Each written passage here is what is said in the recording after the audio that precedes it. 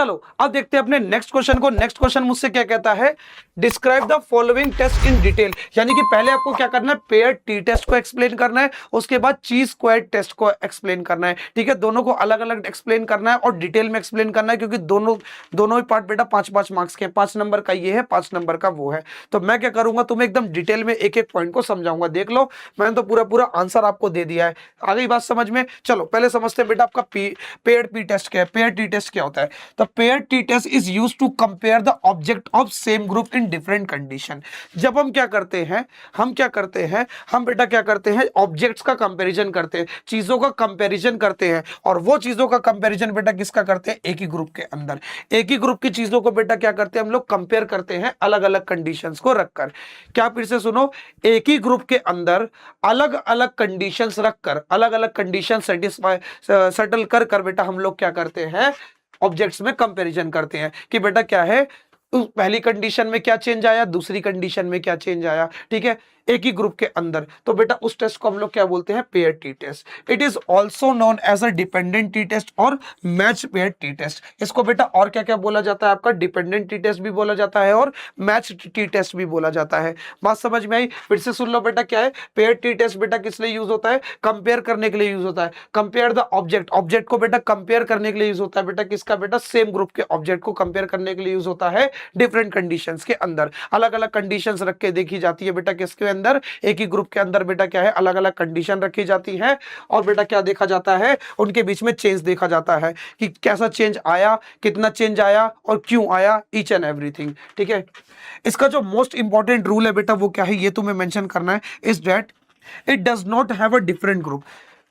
पहली चीज, pair t test में बेटा क्या है, आपके पास कोई भी अलग ग्रुप नहीं होगा।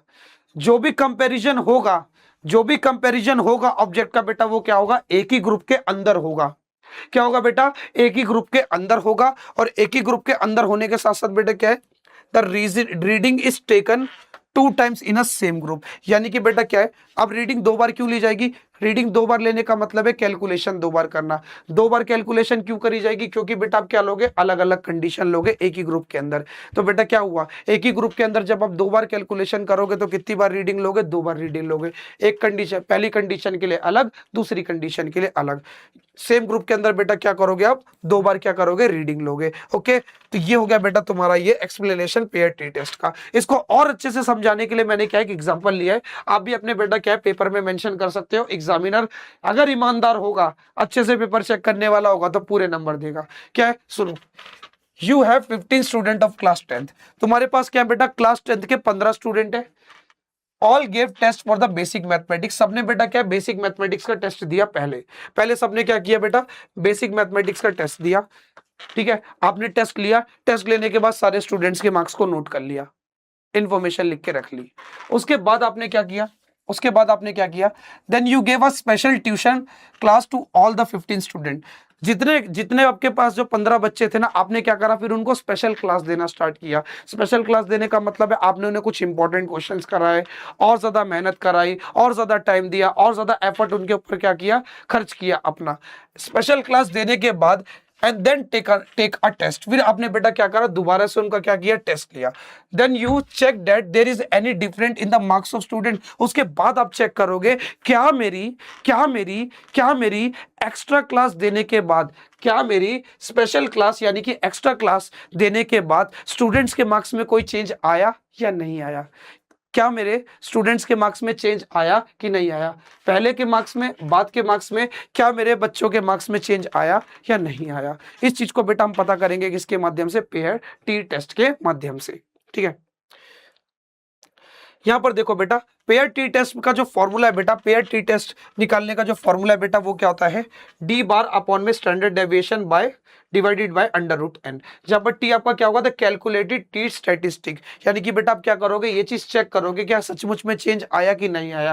ये टी टेस्ट, ये जो टी है बेटा, ये आपको क्या बताएगा, क्या आपका चेंज जो है सचमुच में आया कि नहीं आया।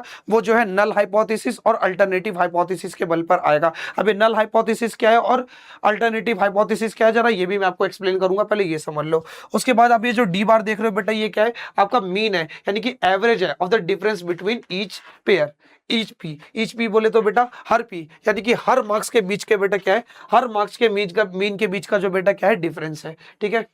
एस डी आपका क्या स्टैंडर्ड डेविएशन है बेटा सारे मार्क्स के डिफरेंस का, यानी कि आप क्या करोगे, डिफरेंस निकालोगे ना, पहले कितने मार्क्स थे अब कितने मार्क्स है, सेम स्टूडेंट के पहले कितने मार्क्स थे अब कितने मार्क्स है, दोनों को माइनस करोगे तो क्या निकलेगा, उनके बीच का डिफरेंस निकलेगा, और उनके बेटा डिफरेंस का मीन निकालोगे तो वो डी बार बनेगा, और स्टैंडर्ड डेविएशन निकालोगे तो क्या बनेगा, उनके बीच का स्टैंडर्ड डेविएशन निकालोगे तो एस डी बनेगा। एंड आपका होगा बेटा the number of pairs the total sample size, यानी कि आपने कितने स्टूडेंट्स के मार्क्स को लिया है, टोटल कितने स्टूडेंट्स के मार्क्स को लिया है, that is a meaning of beta cap small n. Small n का मतलब क्या है, आपने कितने स्टूडेंट्स को सिलेक्ट किया है, कितने स्टूडेंट्स के बेटा मार्क्स को लिखा है, वो आपका क्या कहलाएगा, स्मॉल एन। ओके, अब इधर सुनो, इधर सुनो।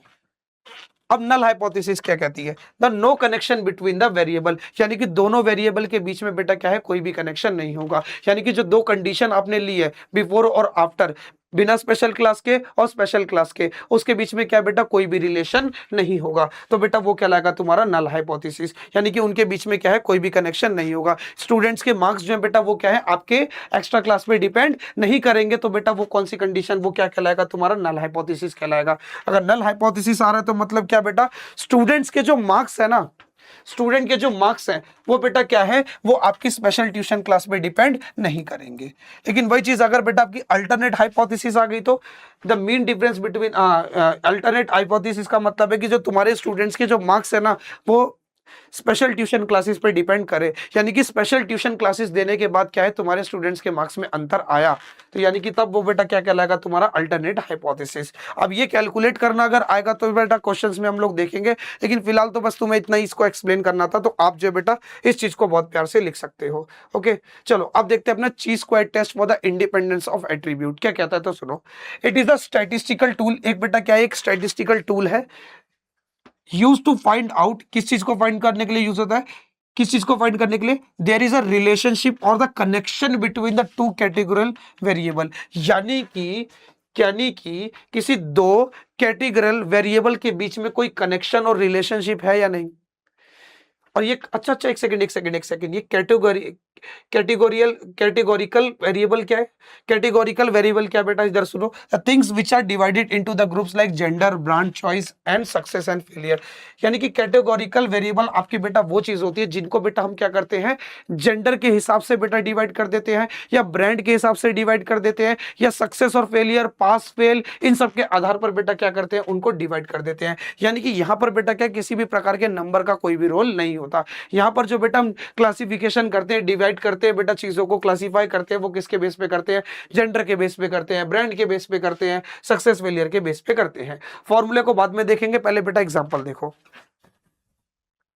मैंने एक एग्जांपल लिया आपके सामने, ठीक है, कि लोग आपके मूवी देखेंगे, लोगों ने बेटा मूवी देखने के लिए हाँ कहा या ना कहा, लोगों ने मूवी देखने के लिए हाँ करा कि ना करा, कब, जब बेटा आपका जो एक्टर है बेटा वो मेल होगा या फीमेल होगा, जब मेरा एक्टर जो है मेल होगा या फीमेल होगा। सुनो, जब मेरा एक्टर मेल हुआ, जब मेरा एक्टर मेल है, जब लोगों को पता चला कि मेरा जो एक्टर है वो कौन है, मेल है, तो बेटा कितने लोगों ने कहा कि मैं मूवी देखूंगा, 140 लोगों ने, और कितने लोगों ने कहा कि मैं मूवी नहीं देखूंगा, 38 लोगों ने। ठीक, उसके बाद क्या हुआ बेटा, जब लोगों को यह मालूम पड़ा कि जो मेरा एक्टर है वो फीमेल है, लड़की है, ओहो लड़की है, लड़की का नाम सुनते ही तो सारे लड़के एक्टिव हो जाते हैं, अरे वो खूबसूरत सी लड़की आने वाली है, वो हीरोइन बड़ी सुंदर है, उसका मूवी तो भैया हम लोग नहीं छोड़ेंगे, एक ही भाई का क्लास छोड़ देंगे, पेपर गया भाड़ में, लेकिन भैया वो बड़ी क्यूट लगती है ना, इसलिए उसका मूवी नहीं छोड़ेंगे, पढ़ाई कर लो पढ़ाई, वो क्यूट लड़की पास कराने नहीं आएगी एग्जाम में, पास कराने तुम्हारा भाई आएगा, वो लड़की नहीं।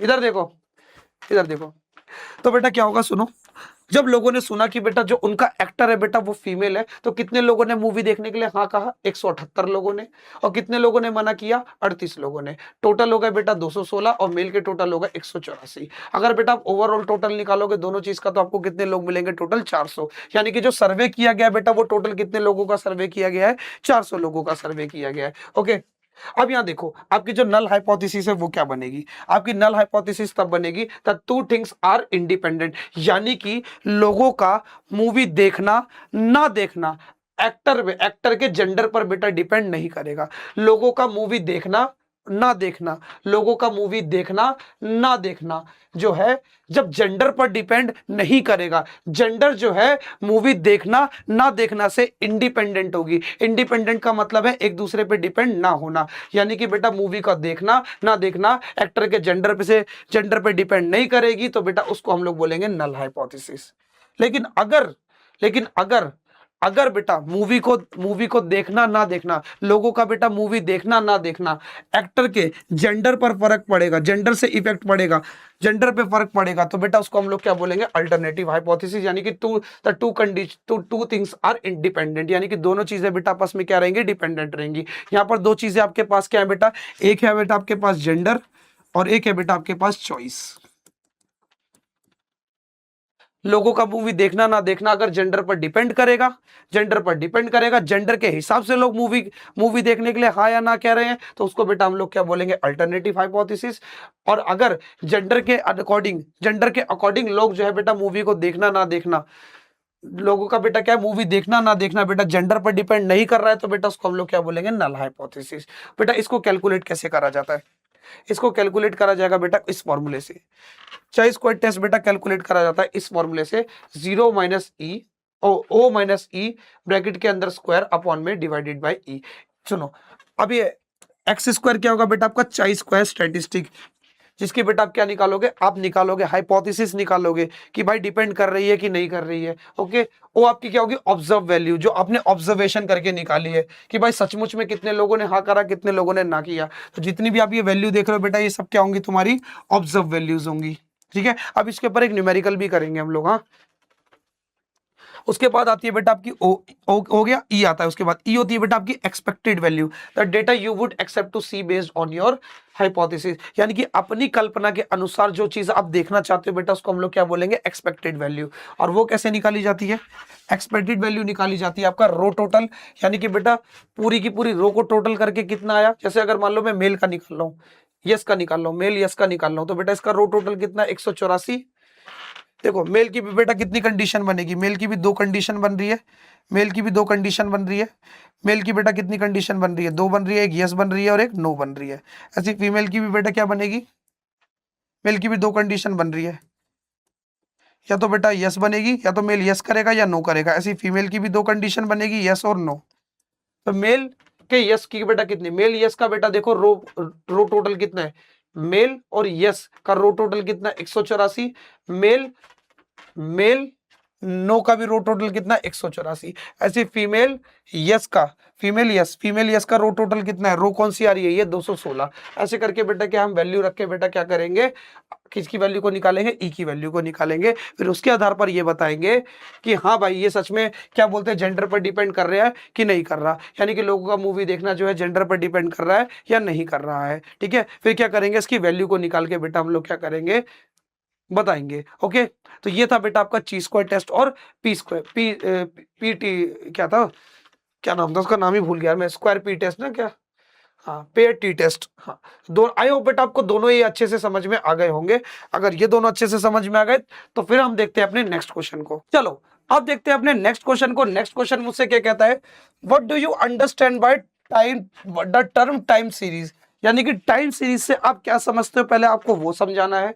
समझाने के बाद discuss all the categories in which the time series is classified, यानी कि जितनी भी बेटा क्या है, जितनी कैटेगरीज में बेटा क्या है आपकी जो टाइम सीरीज क्लासिफाइड है, डिवाइडेड है, उनको क्या करना है बेटा, एक्सप्लेन करना है। किसमें बेटा, 100 वर्ड्स के अंदर ईच, हर एक को बेटा कितने वर्ड्स में एक्सप्लेन करना है, 100 वर्ड्स में एक्सप्लेन करना है। तो सबसे पहले बेटा ये चीज जानो कि आपका जो बेटा क्या है, टाइम सीरीज क्या होता है। When we record the data in sequence, जब हम क्या करते हैं, किसी डेटा को सीक्वेंस में अरेंज करते हैं, किसके अनुसार, according to the time is known as time series, यानी कि टाइम के हिसाब से जब हम किसी डेटा को रिकॉर्ड करते हैं, स्टोर करते हैं, तो बेटा उसको हम लोग क्या बोलते हैं, टाइम सीरीज। टाइम के अनुसार हम लोग क्या करेंगे, अपने डेटा को रिकॉर्ड करके एक सीक्वेंस में रखेंगे, ठीक है, किसके अकॉर्डिंग बेटा, टाइम के अकॉर्डिंग, तो उसको हम लोग क्या बोलेंगे, टाइम सीरीज। ओके, तो बेटा सुनो वो टाइम सीरीज कैसे कैसे हो सकती है। The time interval is always fixed, आपका जो टाइम इंटरवल है बेटा वो ऑलवेज कैसा रहेगा, फिक्स रहेगा। जैसे बेटा फॉर एवरी आवर, हर घंटे के हिसाब से भी हो सकता है, हर महीने के हिसाब से भी हो सकता है, और हर साल के हिसाब से भी हो सकता है। इसका एक बहुत अच्छा एग्जांपल है बेटा किसका, टाइम सीरीज का। जैसे for example the annual GDP, जैसे आपके देश की जो जीडीपी है, ग्रोस डोमेस्टिक प्रोजेक्ट, और ग्रोस डोमेस्टिक प्रोजेक्ट बोल रहा हूं, gross domestic product, gross domestic product, यानी कि आपके देश की जो जीडीपी है बेटा वो कैसे मेजर करी जाती है, वो स्टोर करी जाती है, रिकॉर्ड करी जाती है एनुअली, हर साल रिकॉर्ड करी जाती है, हर साल के हिसाब से बेटा क्या है, रिकॉर्ड करी जाती है कि 2025 में कितनी थी, 2024 में कितनी थी, 2023 में कितनी थी, 22 में कितनी थी, 2019 में कितनी थी, डॉक्टर मनमोहन सिंह के टाइम पर कितनी थी, डॉक्टर मनमोहन सिंह का टाइम 2013-2012 था, तो उस टाइम पे कितनी जीडीपी थी। तो ये चीज बेटा क्या है, साल के हिसाब से बेटा क्या करी जाती है, रिकॉर्ड करी जाती है। और तो और बेटा क्या, जैसे आपकी मंथली सेल, भाई आज कितनी सेल हुई, कल कितनी सेल हुई, परसों कितनी सेल हुई, आई डोंट केयर, मुझे इससे मतलब नहीं है। मैं जो कैलकुलेट करूंगा, मैं अपनी मंथली पैसा देखूंगा, मैं अपनी मंथली सेल देखूंगा, मंथली सेल की वैल्यू को देखूंगा, वो कैसे देखूंगा, मंथ के हिसाब से देखूंगा, हर महीने देखूंगा। Okay, and the early temperature, यानी कि हर घंटे मेरा जो टेम्परेचर है वो कैसे बढ़ रहा है, मिनट में कितना, मिनट में हर मिनट कितना टेम्परेचर हो रहा है, मुझे उससे कोई फर्क नहीं पड़ता। 5 मिनट में टेम्परेचर बढ़ा घटा, कैसा हुआ कैसा नहीं, मैं जो टेम्परेचर का डिफरेंस देखूंगा वो किसके हिसाब से देखूंगा, टाइम के हिसाब से देखूंगा कि पिछले 2 घंटे कितना था, अब के 2 घंटों में कितना है, अगले आने वाले 2 घंटे में कितना हो जाएगा, ऐसे बेटा। ठीक है, तो यही है बेटा आपका क्या, टाइम सीरीज। ओके, अब बेटा इसकी क्लासिफिकेशन को देखो।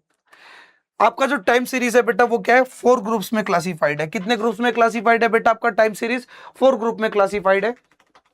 पहला ग्रुप है बेटा सेक्युलर ट्रेंड।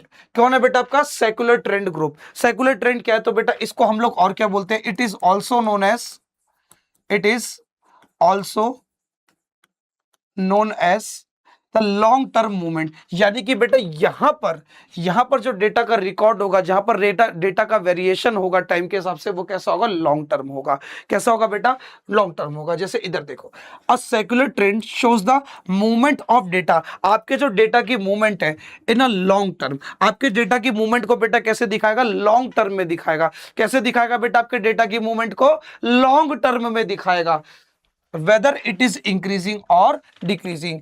लॉन्ग टर्म में आपका डेटा जो है बेटा वो इंक्रीज कर रहा है या डिक्रीज कर रहा है, उसको लॉन्ग टर्म तक देखा जाएगा। Okay, it reveals whether the data is experiencing a sustained growth, यानी कि बेटा क्या है, ये क्या करेगा, ये रिवील करेगा, ये आपको शो करेगा, क्या शो करेगा कि जो आपका डेटा है बेटा वो क्या कर रहा है, क्या वो एक्सपीरियंस कर रहा है सस्टेन्ड ग्रोथ, यानी कि लॉन्ग इंटरवल ऑफ टाइम के लिए क्या आपका डेटा जो है ग्रोथ को शो कर रहा है, यानी कि आपका जो डेटा की वैल्यू है वो इंक्रीज हो रही है, और स्टडी डिक्लाइन, या तो आपका डेटा जो है वो क्या कर रहा है, डिक्लाइन कर रहा है, इंक्रीज कर रहा है या डिक्रीज कर रहा है। आपके जो डेटा की वैल्यू है बेटा वो क्या कर रही है, बढ़ रही है, घट रही है बेटा, उसको बेटा हम कैसे पता करते हैं, लॉन्ग इंटरवल ऑफ टाइम में, सेक्युलर ट्रेंड में। ठीक है, in this case the short term fluctuation in a data, यानी कि बेटा शॉर्ट टर्म में आने वाली फ्लक्चुएशन, जैसे दैट इज मंथली और डेली बेसिस, यानी कि बेटा क्या है, जो डेली बेसिस पे, यानी कि बेटा डेली जो फ्लक्चुएशन आ रही है, डेटा की वैल्यू घट बढ़ रही है बेटा किसके अनुसार,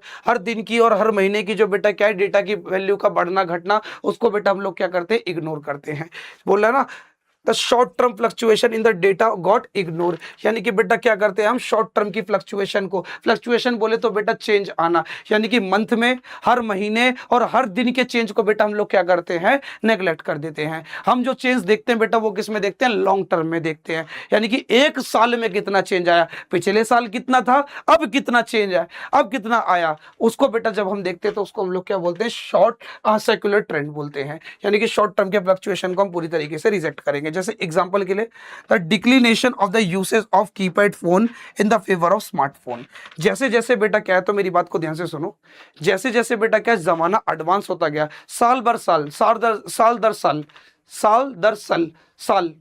दर साल बेटा क्या हुआ, तुम्हारे जो कीपैड का यूसेज है बेटा वो कम होता गया और स्मार्टफोन का यूसेज बढ़ता रहा हर साल। अब ये जो बेटा क्या है, आपके कीपैड फोन का यूसेज का बेटा डिक्लाइन होना, और स्मार्टफोन के यूसेज का बेटा क्या है, स्मार्टफोन के यूसेज का बेटा क्या है, डेटा का, स्मार्टफोन के यूसेज का बढ़ना। ये जो बेटा हम लोग क्या बेटा डेली बेसिस पे नहीं देखते, हम कैसे देखते हैं बेटा, इसे लॉन्ग टर्म में देखते हैं, साल दर साल देखते हैं, सालों के हिसाब से देखते हैं, सालों के डेटा को उठा के देखते हैं। जैसे हम बोलते नहीं, पिछले 10 सालों से बेटा क्या है, स्मार्टफोन की सेल्स जो है बहुत ज्यादा बढ़ गई है।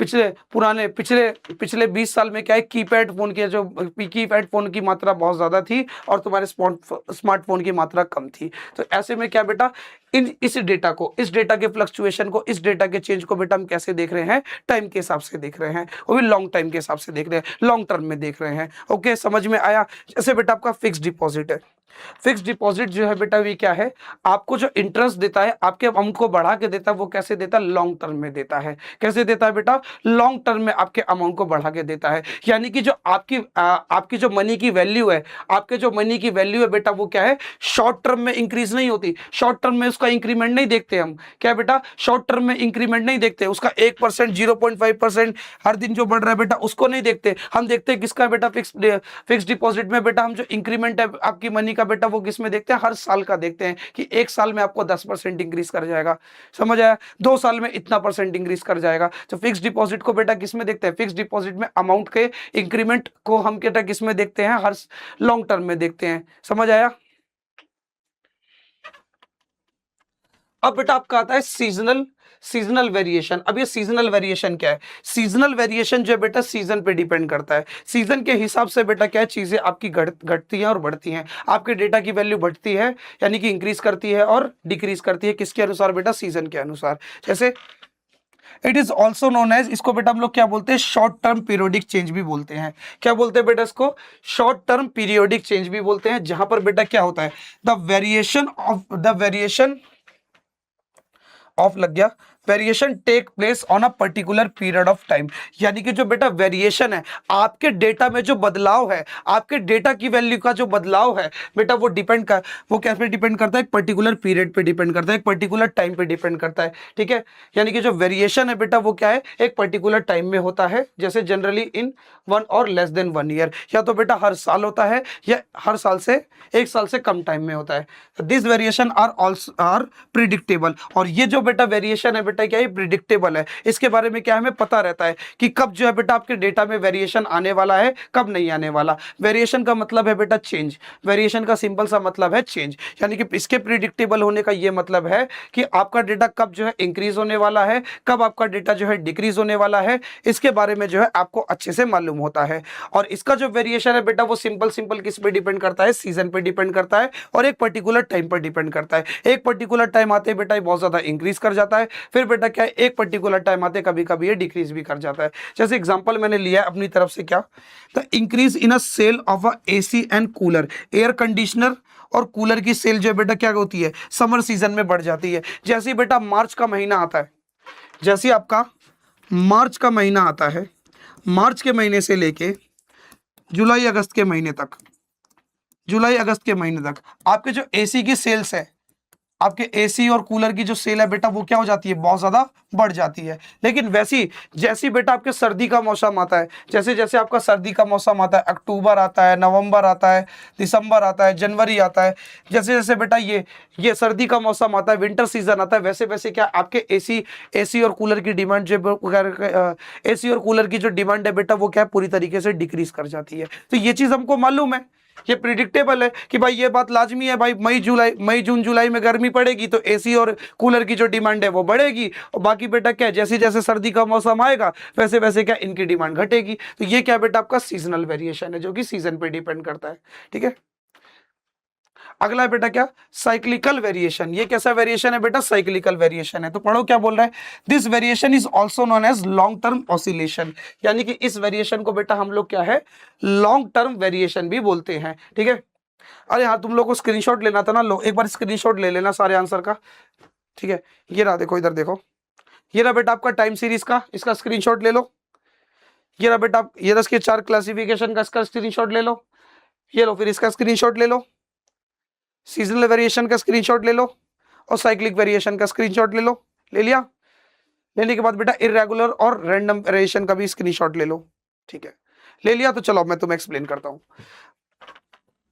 ठीक है, इसको बेटा क्या बोलेंगे हम लोग, लॉन्ग टर्म ऑसिलेशन बोलेंगे। यहां पर बेटा the variation is just like a wave, यानी कि जो आपका वेरिएशन है ना वो एक तरह की बेटा वेव की तरह चलेगा। कैसे चलेगा बेटा, ऐसे वेव की तरह। आपकी वेव जो बेटा अप डाउन ऐसे करके ट्रेवल करती है, यानी कि ऐसे करके वेव की तरह बेटा आपका जो वेरिएशन है वो क्या करेगा, ट्रेवल करेगा।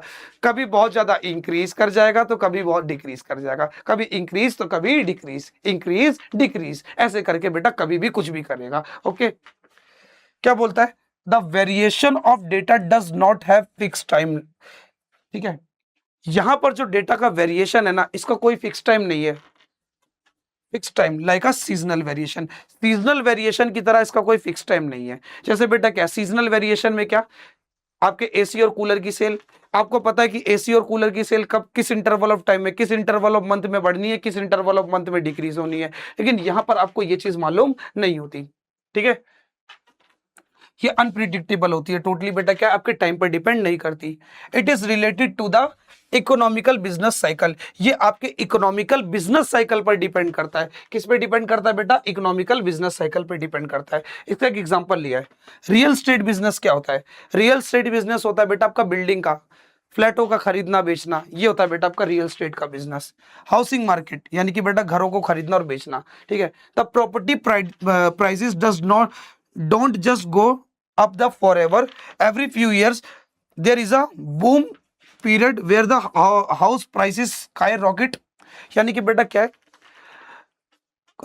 आपके बेटा क्या है, कुछ साल ऐसा होता है, कुछ सालों में ऐसा होता है कि बेटा जो एक पर्टिकुलर एरिया की जो प्रॉपर्टी का प्राइस है बहुत ज्यादा इंक्रीज कर जाता है। यानी कि स्काई रॉकेट का मतलब क्या है, एक रॉकेट की तरह बेटा क्या कर जाता है, इंक्रीज कर जाता है, बिकॉज एवरीवन इज बाइंग। यानी कि बेटा क्या है, अगर बेटा क्या ज्यादा से ज्यादा लोग जो बेटा उस पर्टिकुलर प्रॉपर्टी के ऊपर बेटा क्या दिखाएंगे, इंटरेस्ट दिखाएंगे, तो वहां की जो प्रॉपर्टी का प्राइस है बेटा वो क्या कर जाएगा, इंक्रीज कर जाएगा। ओके, लेकिन लेकिन this is eventually followed by a worst period where the market cools down. जैसे जैसे बेटा क्या तुम्हारी मार्केट ठंडी होगी द प्राइस ड्रॉप और freeze and the fewer houses sell. यानी कि बेटा क्या होगा, जैसे जैसे मार्केट ठंडी होगी लोगों का बेटा क्या अपने ऊपर से बेटा क्या इंटरेस्ट खो जाएगा कि अब नहीं लेना, यहाँ पर लोगों की संख्या कम हो जाएगी। लोगों की संख्या कम होने के बाद क्या होगा बेटा, प्रॉपर्टी के प्राइस भी सस्ते हो जाएंगे और सेल भी कम हो जाएगी। This full cycle usually take 10 to 18 years. और ये क्या बेटा, ये लगभग ये जो ऐसी साइकिल है बेटा 10 से 18 साल में ऐसे चलती रहती है।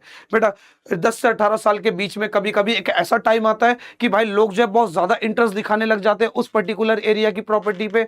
तो कभी कभी ऐसा टाइम भी आता है कि भाई कोई इंटरेस्ट ही नहीं दिखा रहा होता, लोग खरीद ही नहीं रहे होते। जैसा अभी मेरे यहाँ की बात है, हमारे यहाँ क्या था ना कि हमारे एरिया में जहाँ पर मैं रहता हूँ, यहाँ पर जैसे एक 25 गज का मकान खरीदा। पहले तो क्या करते थे लोग, क्या है पूरा का पूरा 25 गज का ही मकान खरीद लेते थे एक सिंगल बंदा। लेकिन अब क्या करा है ना, जो अब आने वाले जो डीलर्स हैं, अब जिन्होंने प्रॉपर्टी डीलिंग का काम चालू करा है, रियल एस्टेट का बिजनेस चालू करा है, वो लोग क्या करते हैं, वो एक पूरे खड़े मकान को खरीदते हैं, उसको 5 मंजिल बनाते हैं, 5 मंजिल बनाते हैं, 5 मंजिल में आपके 5 फ्लोर बनाते हैं। फिर उनको क्या करते हैं, फ्लोर बाय फ्लोर बेचते हैं। कैसे बेचते हैं, फ्लोर बाय फ्लोर बेचते हैं।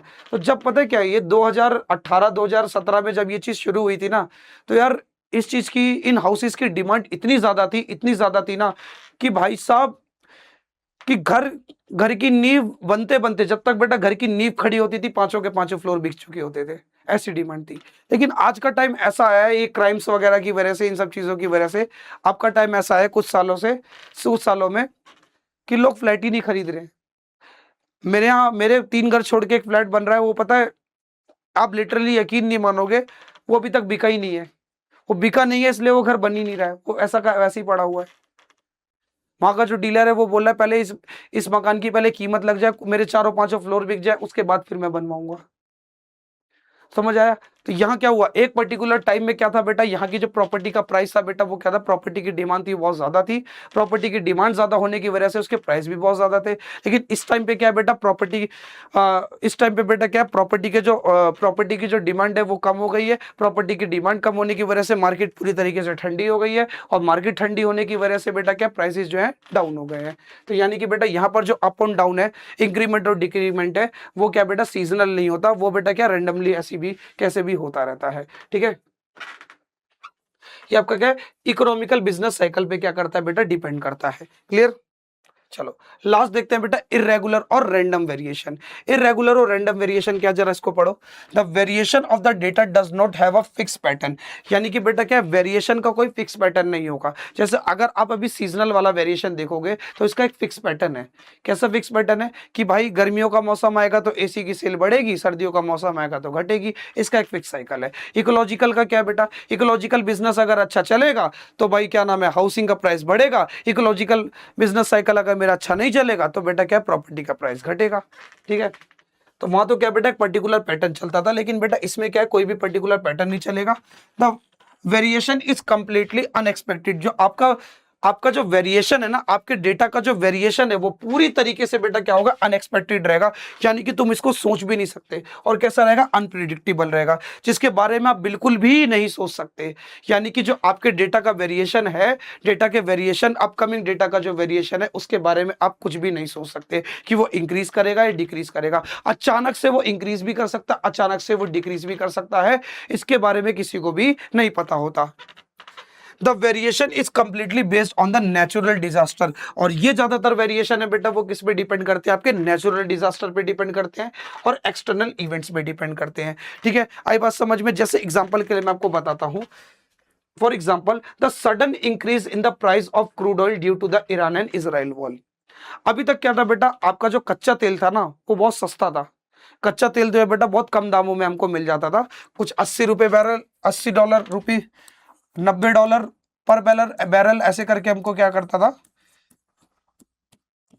हमें क्रूड ऑयल जो है बहुत प्यार से मिल जाता था। इससे ज्यादा प्राइस नहीं जाता था, 90 95 80, 90 95 80 ऐसे करके प्राइस जाता था। लेकिन ईरान और इजराइल के वॉर होने की वजह से जब बेटा स्ट्रेट ऑफ हॉर्मुज ब्लॉक हुआ, तो स्ट्रेट ऑफ हॉर्मुज ब्लॉक होने की वजह से क्या हुआ, स्ट्रेट ऑफ हॉर्मुज बंद होने की वजह से बेटा यही बैरल का प्राइस जो बेटा कितना पहुंच गया, $150 पहुंच गया।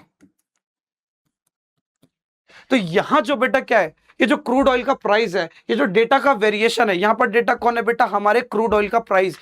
हमारा जो बेटा डेटा है बेटा वो कौन है, क्रूड ऑयल का प्राइस। ये जो डेटा का वेरिएशन है, ये जो डेटा का वेरिएशन है ये पूरी तरीके से अनप्रिडिक्टेबल था। किसी ने नहीं सोचा था कि बेटा इसराइल जो है वो अचानक से क्या करेगा, ईरान के ऊपर बॉम्ब गिरा देगा। ईरान के ऊपर बॉम्ब गिरते ही वॉर स्टार्ट हो गई, अचानक से वॉर स्टार्ट हुई, अचानक से बेटा क्या हुआ, क्रूड ऑयल का प्राइस बढ़ गया।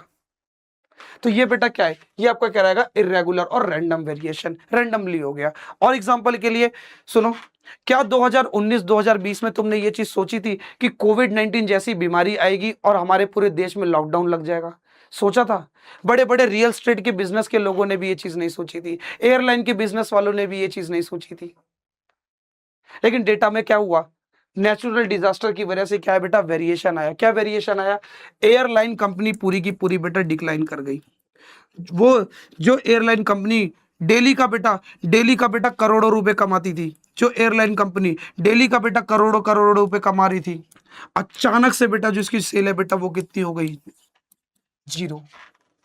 कितनी हो गई, जीरो। यहां पर जो डेटा का वेरिएशन है वो क्या हुआ, पूरी तरीके से डिक्लाइन कर गया, पूरी तरीके से डिक्रीज कर गया। इसके बारे में बेटा किसी को भी नहीं पता था, ये पूरी तरीके से अनप्रिडिक्टेबल था। किसी ने नहीं सोचा था कि ऐसी भी बीमारी आएगी जो क्या करेगी, सारी चीजों को ठप करके रख देगी, सारे बिजनेसेस को ठप करके रख देगी। समझ आया? तो ये था बेटा आपका क्या, इरेगुलर और रैंडम वेरिएशन। आयो बेटा ये चीज भी आपको अच्छे से समझ में आ गई होगी। चारों के चारों बेटा क्या कैटेगरीज को मैंने अच्छे से समझा दिया है। अगर आपको तब भी कोई डाउट रह जाता है तो आप कमेंट सेक्शन में मुझसे पूछ सकते हो। अगर ये अच्छे से क्लियर है तो बेटा चलो अब देखते हैं अपने नेक्स्ट क्वेश्चन को। चलो अब देखते हैं अपने नेक्स्ट क्वेश्चन को। नेक्स्ट क्वेश्चन हमसे क्या कहता है कि differentiate between the linear systematic sampling and circular systematic sampling. यानी कि बेटा लीनियर सिस्टमैटिक सैंपलिंग और सर्कुलर सिस्टमैटिक सैंपलिंग में क्या डिफरेंस है, आपको ये चीज बताना है।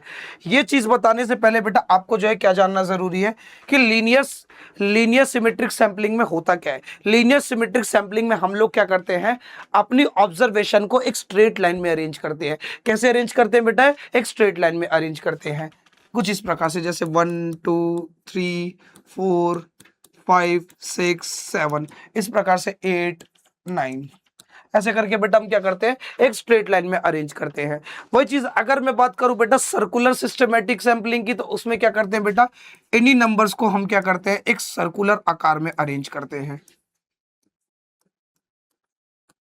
क्या करेंगे बेटा, एक सर्कुलर आकार में बेटा क्या करेंगे, अपने नंबर्स को क्या करेंगे, अरेंज करेंगे। तो पहला डिफरेंस तो बेटा ये है, देखो यहां पर देखो पहला पॉइंट लिखा भी है, the items are lined up in a straight line with the clear start and end. यानी कि आपको जो बेटा क्लियरली क्या दिखेगा बेटा, स्टार्टिंग पॉइंट दिखेगा और क्लियरली आपको क्या दिखेगा, एंडिंग पॉइंट दिखेगा। तो इसको आप डिटेल में भी लिख सकते हो। ओके, उसके बाद अगर बेटा बात करूं मैं सर्कुलर सिस्टमैटिक सैंपलिंग की, तो उसमें क्या होगा आपका, items are treated as if they are arrange in a continuous loop. यानी कि हम लोग क्या करेंगे बेटा, अपने आइटम्स को बेटा क्या करेंगे, कंटिन्यूअस लूप में अरेंज करेंगे। अच्छा, लूप का मतलब क्या होता है, ऐसी चीज ना ऐसी चीज बेटा जिसका ना कोई एंडिंग पॉइंट दिखाई देता है ना स्टार्टिंग पॉइंट दिखाई देता है। तो लूप आपका कब बनता है बेटा, लूप आपका बनता है जब आप बेटा नंबर्स को क्या करो, ऐसे सर्कल में अरेंज कर दो। आप जब अपने नंबर को ऐसे सर्कल में अरेंज कर दोगे तो बेटा मेरे लिए बताना बहुत ज्यादा मुश्किल है कि मेरा स्टार्टिंग पॉइंट कौन सा है, एंडिंग पॉइंट कौन सा है। तो यहां पर बेटा क्या है, स्टार्टिंग एंडिंग पॉइंट बताना क्या डिफिकल्ट है, difficult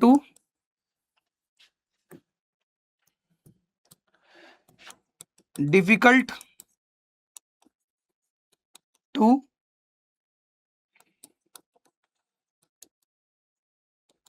to determine starting point, starting और एंडिंग। इतना तो समझदार हो, इतने तो समझदार हो, तुम लिख ही लोगे। ओके, सेकंड पॉइंट क्या है, स्टार्टिंग पॉइंट के बारे में, the random start must be chosen from the first block of the item. अच्छा, इसका क्या मतलब है, जरा समझो, यहाँ समझो, समझो यहाँ आपका बेटा क्या है, आपके क्या बोलते हैं, आपके बेटा क्या है, लीनियर सिस्टमैटिक सैंपलिंग में क्या होता है, लीनियर सिस्टमैटिक सैंपलिंग में जो हम सिलेक्शन करते हैं बेटा वो गैप के हिसाब से करते हैं। कैसे करते हैं बेटा, गैप के हिसाब से करते हैं। जैसे मानो कि मेरे पास क्या बेटा 9 बच्चे हैं, एक क्लास के मैंने क्या करा बेटा 9 स्टूडेंट्स को उठाया। अब उन 9 स्टूडेंट्स में से मुझे क्या करना है, 3 स्टूडेंट्स को चूज करना है।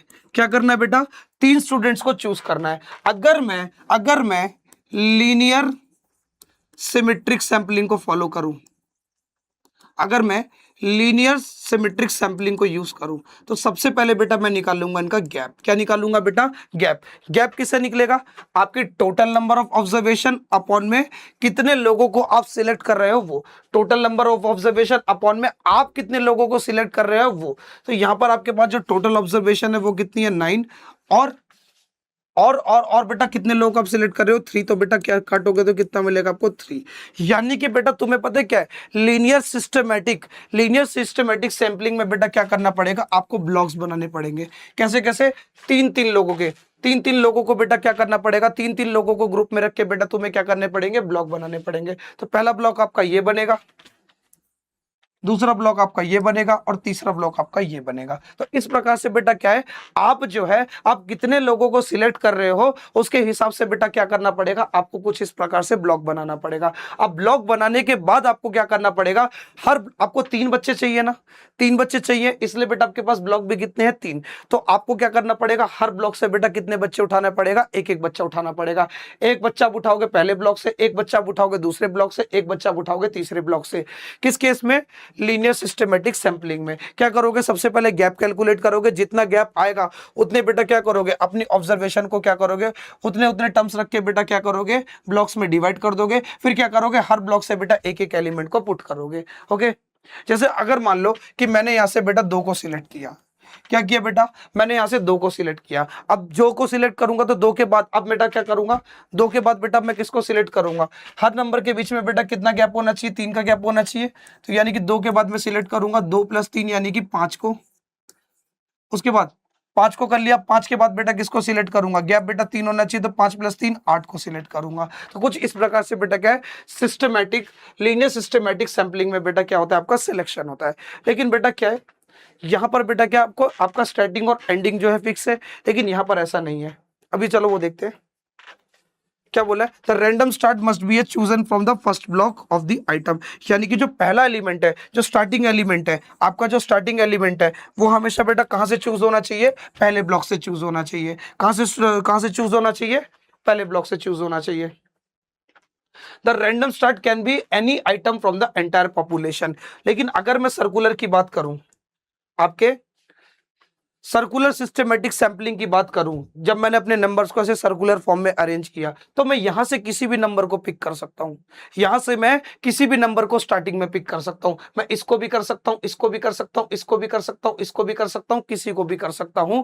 ये मेरे ऊपर है, क्यों? क्योंकि यहां पर मेरे पास कोई भी ऐसा स्टार्टिंग और एंडिंग वाला सिनेरियो नहीं है। ओके, चलो अब बेटा थर्ड पॉइंट को देखो, what happens at the end. And में क्या हैपन होगा, क्या होगा बेटा? अगर मैं इनके बेटा किन की बात करूं, एंडिंग पॉइंट की बात करूं, क्या होगा? The process terminates once as you hit the end of the line. यानी कि क्या होगा बेटा, आपका लीनियर सिस्टमेटिक सैंपलिंग में क्या होगा, जैसे तुम बेटा एंडिंग पॉइंट पर पहुंचोगे, जैसे तुम एंडिंग पॉइंट पर पहुंचोगे, आपका जो लीनियर सिस्टमेटिक सैंपल है बेटा वो क्या हो जाएगा, रुक जाएगा। टर्मिनेट का मतलब क्या है, रुक जाएगा। एंड पॉइंट आते ही बेटा आपका लीनियर सैंपलिंग, आपका जो लीनियर सिस्टमेटिक सैंपलिंग है वो पूरी तरीके से क्या हो जाएगा, रुक जाएगा। जैसे यहां देखो, जैसे बेटा मैं क्या 9 पर पहुंचूंगा, जैसे बेटा मैं 9 पर पहुंचूंगा, एंडिंग वाली टर्म पे पहुंचूंगा, अब जो बेटा मेरा क्या लीनियर सैंपलिंग यहीं पर आके रुक जाएगा, इससे आगे नहीं बढ़ पाएगा।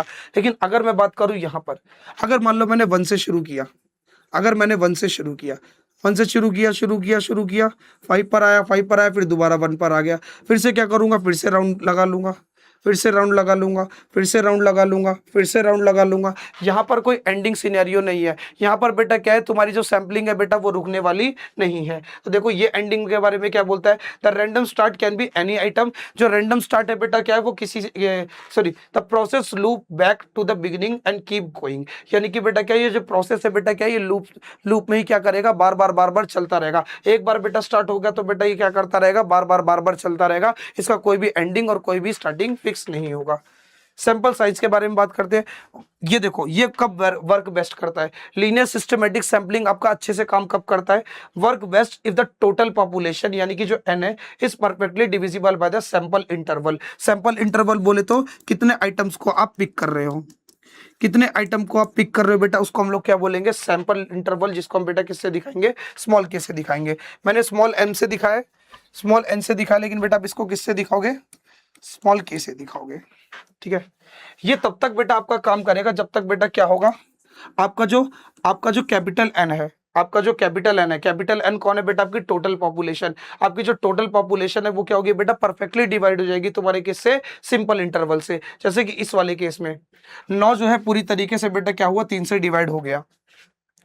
लेकिन बेटा क्या है, लीनियर सिस्टमेटिक सैंपलिंग में दिक्कत तब आती है जब बेटा क्या हो, अगर मान लो मेरे पास वही 10 बच्चे होते हैं, अब इन 10 बच्चों में से मुझे 3 बच्चों को सिलेक्ट करना होता, तो 10 को जब तुम 3 से डिवाइड करोगे तो बेटा तुमको क्या मिलेगा, 3.3 बार ऐसे करके कुछ मिलेगा। तो यहाँ पर आपको क्या परफेक्ट काउंटिंग नहीं मिल पाएगी, परफेक्ट काउंटिंग नहीं मिल पाएगी तो आप ब्लॉक नहीं बना पाओगे। तो यहाँ पर बेटा ये दिक्कत आपके सामने आ जाती है। लेकिन यहाँ पर ऐसा कोई भी दिक्कत नहीं है कि इसमें बेटा आपके सर्कुलर सिस्टमेटिक सैंपलिंग में work perfectly even if the population size does not divide evenly. अगर आपका क्या है, पॉपुलेशन साइज जो है इवनली डिवाइड नहीं हो रहा बेटा, तब भी क्या है, ये पूरी तरीके से अच्छे से काम करता रहेगा। समझ आई, समझ आई। जैसे इधर देखो, इधर देखो, जैसे मान लो मुझे बेटा क्या है, मुझे जो है बेटा 12वां टर्म निकालना है बेटा, मुझे कौन से किसको पिक करना है, मुझे 12th टर्म को पिक करना है। यानी कि अगर मान लो मेरा जो पिकिंग वैल्यू है बेटा वो 12 आया, तो बेटा मैं 12 को पिक कर सकता हूँ कि नहीं। यहाँ से चला यूं करके बेटा कितनी 9 टर्म आई, 9 के बाद फिर से बेटा फिर से जब ये आएगा तो बेटा क्या काउंट होगा, ये 10 काउंट होगा।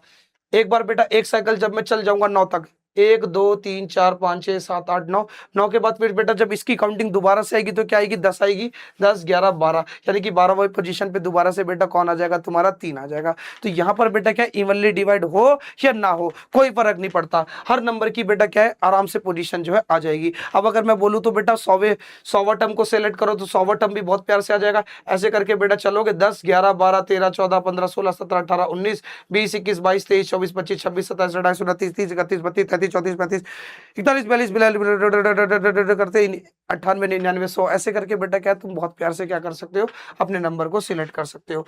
तो ये है बेटा उनके बीच में डिफरेंस। आप लोग अगर एग्जाम में बेटा इन पॉइंट्स को अच्छे से हाईलाइट करके लिखोगे तो आपको जो है पूरे के पूरे मार्क्स मिलने वाले हैं। आई होप बेटा ये क्वेश्चन भी आपको अच्छे से क्लियर हो गया होगा। अगर ये क्वेश्चन अच्छे से क्लियर है तो देखते हैं अपने नेक्स्ट क्वेश्चन को। चलो अब देखते हैं नेक्स्ट क्वेश्चन को। नेक्स्ट क्वेश्चन क्या कहता है, compare and contrast the random sampling with the non random sampling, briefly discuss the method involve in the selecting of any simple random sampling. यानी कि आपको क्या करना है, रैंडम सैम्पलिंग और नॉन रैंडम सैम्पलिंग के बीच में एक तरीके से डिफरेंस बताना है और उनको कंपेयर करना है। ठीक है, उनके क्या क्या मेथड को मेंशन करना है ज्यादातर बेटा, ब्रीफली डिस्कस करना है बेटा। Method of involve in selecting, यानी कि किस तरीके से बेटा क्या रैंडम वे में से जब हम रैंडम सैम्पलिंग लेते हैं तो उसमें किस तरीके से सिलेक्शन होता है, और नॉन रैंडम सैम्पलिंग लेते हैं तो उस प्रकार में कैसे सिलेक्शन होता है, उस चीज को आपको बताना है सिंपल रैंडम सैम्पलिंग की मदद से। चलो बेटा, सबसे पहले ये जानते हैं कि आपका रैंडम सैम्पलिंग क्या होता है। रैंडम सैम्पलिंग बेसिकली, अगर रैंडम सैम्पलिंग का पहला पॉइंट देखें तो क्या कहता है, everyone in the crowd has an equal and fair chance of being selecting. यानी कि बेटा क्या है, आपकी भरी पूरी भीड़ में हर बंदे के सिलेक्ट होने के बराबर चांस होंगे। यानी कि यहां पर जो है आपकी किसी भी प्रकार की चीटिंग नहीं होगी। यानी कि अगर मेरे सामने बहुत सारे बच्चे हैं, अगर मेरे सामने क्या बेटा बहुत सारे बच्चे हैं, उन बच्चों में से अगर मुझे क्या करना है, कुछ 4 बच्चों को सिलेक्ट करना है, तो हर बच्चे के सिलेक्ट होने के चांसेस बराबर होंगे। मैं किसी को भी सिलेक्ट कर सकता हूं, मैं उस वाले बंदे को भी सिलेक्ट करता सकता हूं, इस वाले को भी कर सकता हूं, इस वाले को भी कर सकता हूं, इस वाले को भी कर सकता हूं, उस वाले को भी कर सकता हूं। यानी कि बेटा क्या है, रैंडम सैंपलिंग में हर बंदे के सिलेक्ट होने के चांसेस बराबर होंगे। लेकिन ऐसा बेटा नॉन रैंडम सैंपलिंग में नहीं होगा। नॉन रैंडम सैंपलिंग में क्या होगा, the non random sampling does not have equal and fair chance of being selecting. यहां पर बेटा क्या है, हर बंदे के सिलेक्ट होने के चांसेस बराबर नहीं होंगे। यहां पे वो फिक्स वाली कंडीशन आ जाती है, जैसे कि वो मेरा फेवरेट स्टूडेंट है तो मैं उसको चुनूंगा, फिर वो भी मुझे थोड़ा अच्छा लगता है तो हाँ मैं उसको चुन लूंगा, इन दो को तो मैं चुनूंगा ही चुनूंगा। अगर ऐसी कंडीशन आ जाती है, ऐसी चॉइस वाली कंडीशन आ जाती है, तो वो कहलाती है नॉन रैंडम सैंपलिंग। ठीक है, जहां पर क्या है, हम रैंडमली किसी भी बंदे को चुनते नहीं है। ठीक है, अपनी चॉइस के हिसाब से चुनते हैं। ठीक है, बेईमानी करके। सेकंड पॉइंट क्या कहता है, इट इज कंप्लीटली रैंडम। यानी कि बेटा जो आपका रैंडम सैंपलिंग है बेटा, वो पूरी तरीके से क्या होगा, रैंडम होगा। यानी कि मैं रैंडमली किसी को भी इच्छा अनुसार बेटा किसी को भी सिलेक्ट कर सकता हूं, लेकिन यहां पर ऐसा नहीं होगा। इट इज नॉट रैंडम, ये जो है रैंडम नहीं होगा, ये क्या होगा, बेस्ड ऑन दी चॉइस होगा। यानी कि आपकी चॉइस पर बेस्ड होगा कि आप किसको सिलेक्ट करना चाहते हो। थर्ड पॉइंट कैसा है, it is highly unbiased and fair. यानी कि बेटा ये कैसा होगा, अनबाइज्ड होगा। अनबाइज्ड बोले तो बेटा क्या है, किसी भी प्रकार की यहाँ पर क्या है, बायसनेस नहीं होगी, किसी भी प्रकार की बेटा क्या है, चाटुकारिता नहीं होगी। यानी कि बेटा क्या, चाटुकारिता बोले तो मतलब कि किसी तरीके की फिक्सिंग नहीं होगी। अनबाइस का मतलब है कि फिक्सिंग का ना होना, फिक्स ना होना, कोई भी चीज पूरी तरीके से रैंडम होना। ठीक है, अनबाइस मतलब चीटिंग ना होना। लेकिन आजकल तो एग्जामों में चीटिंग बहुत हो रही है, आपके इग्नू वाले भी करते हैं। अभी तुमको फेल कर देंगे, फेल करने के बाद रीएवैल्यूएशन के नाम पे तुमसे पैसे मांगेंगे, पैसे मांग के तुम्हें पास कर देंगे। तो ये क्या है कि एक तरीके का बायस्ड है, अनबायस्ड नहीं है। ये चीज अनबायस्ड नहीं है। अनबायस्ड का मतलब है चीटिंग का ना होना, बायस का मतलब होता है चीटिंग होना। तो वो तुम्हारे लिए बायस्ड है वो लोग, इग्नू वाले, समझे। तो यानी कि बेटा क्या, ये हाईली क्या होंगे बेटा, अनबायस्ड होंगे और फेयर सिचुएशन होगी। फेयर बोले तो बेटा साफी होगी, नाइंसाफी नहीं होगी तुम्हारे साथ। ठीक है, लेकिन यहाँ पर बेटा क्या, इट कैन बी बायस्ड। यहाँ पर जो है बेटा आपकी बेईमानी भी हो सकती है और अनफेयर सिचुएशन भी हो सकती है। क्या हो सकती है बेटा, अनफेयर सिचुएशन भी हो सकती है। हो सकता है कि मुझे क्या करना है, लेट सपोज मानो मुझे क्या क्रिकेट टीम बनानी है, जो पर्सन ए है वो बहुत अच्छी बैटिंग करता है, लेकिन जो पर्सन बी है वो मेरा फेवरेट है, मुझे बहुत ज्यादा पसंद है, तो मैं क्या करूंगा, उसको सिलेक्ट कर लूंगा, उसको नहीं करूंगा। तो उसके लिए क्या हो गया, एक तरीके से क्या हो गई, ये कंडीशन अनफेयर हो गई। उसके लिए ये अनफेयर कंडीशन है कि ज्यादा टैलेंटेड बंदे को मैंने छोड़ दिया, लेकिन कम टैलेंटेड बंदे को पकड़ लिया। क्यों, केवल और केवल वो मेरा फेवरेट स्टूडेंट है इसीलिए। तो ऐसी कंडीशन तुम्हारी कहलाती है अनफेयर और बाइस्ड। ठीक है, favour for some certain group, यानी कि बेटा क्या होगा, ये जो कंडीशन है बेटा क्या, कुछ सर्टेन ग्रुप के लिए क्या रहेगी, फेवर में रहेगी। ओके, और ये क्या रहेगी, not in favour for some certain group. एक पॉइंट ये भी ऐड कर सकते हो।